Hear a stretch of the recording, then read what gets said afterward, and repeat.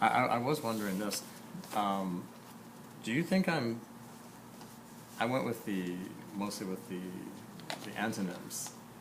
I was having a hard time with the metaphors. I personally had a hard time with that. And if I'm struggling as a kid, I have a real hard time.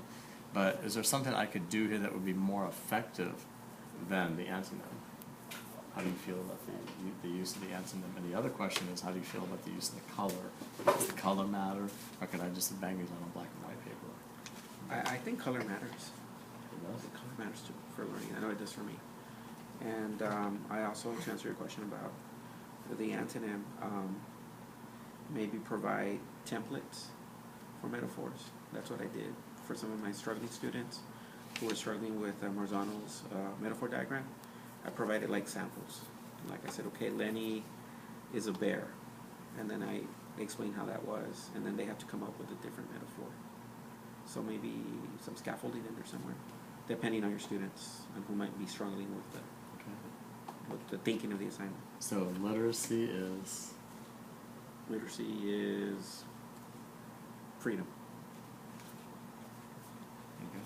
And then maybe the picture could, maybe have them relate the picture to the analogy or the comparison.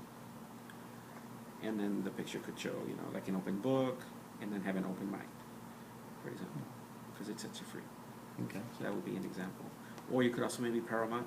Maybe pair somebody like Edgar who's highly creative with someone who's struggling maybe. Maybe do like a collaborative group work before they set off to do their own individual graphic organizers. Okay.